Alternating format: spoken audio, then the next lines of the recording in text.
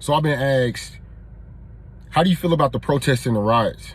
I'm like, what do you mean? What do you mean? What do I feel? Like, I probably feel like everybody else. No, they're like, what do you feel about the broken windows and the tagging of the buildings and the violence that's been going on?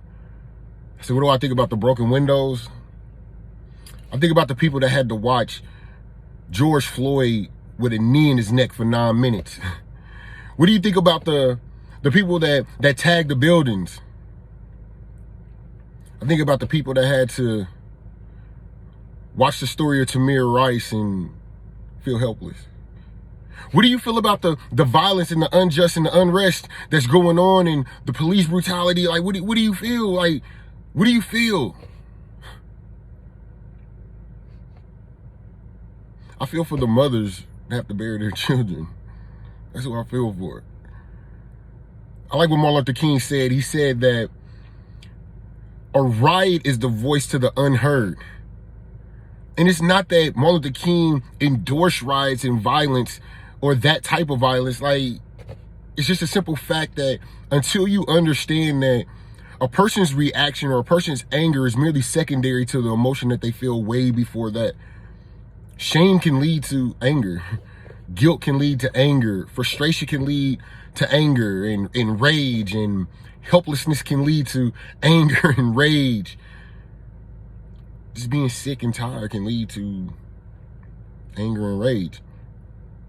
So how do I feel?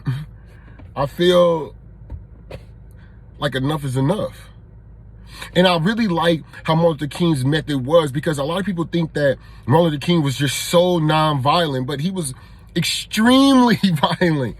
Because the term violence in its broad form doesn't just solely lie on the fact of like my fist to your face or violence as far as like guns and stuff like that. War is not always fought with hands and guns. War is still fought with strategy.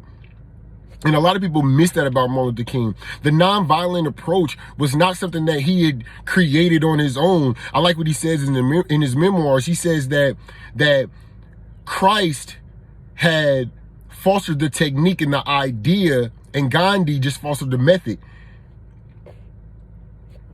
Nonviolent protest is an attack on the conscience, because the person has to look at themselves and say, how can I attack a person that's not fighting back, that chooses to love me when I hate them? The word light in scripture is to illuminate, and that's exactly what he came to do, was to illuminate the conscience. And if that isn't violent, when your conscience has to come to grips with itself, that is one of the most violent practices that could ever come. And not even that, let's talk about the economic violence that he did on Birmingham. Are we forgetting about the boycott, on the economic struggle that he pressed upon that city? Violence, but it's strategic.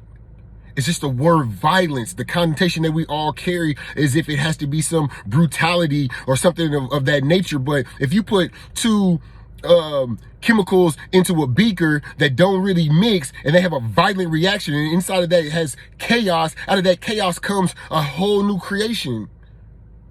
It's violence. We can't move without strategy.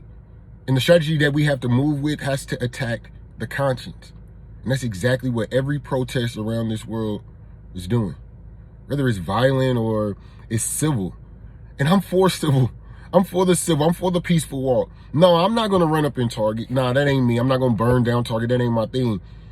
But I'm not going to condemn or look at them as if they're not as important as the people that are walking peacefully. There is no Martin Luther King without Malcolm X.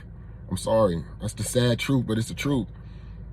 At that time, President Johnson was not going to deal with Malcolm X. He needed to deal with somebody. And because of that, Martin Luther King had a seat at the table. But the thing about Martin Luther King, as well as Malcolm X, they had strategy. The voting was just merely a piece to the puzzle. Martin Luther King's game was about economic change. What is the purpose of having our young black boys and our young black girls sitting at the counter if they can't afford the burger that they're sitting at the counter for? That's where the change comes. Systematic plans and procedures that can be broke down into goals and achievable goals, and those achievable goals strategize with strategic planning across the nation is how we get this change. That's how we move, and that's how we're going to move.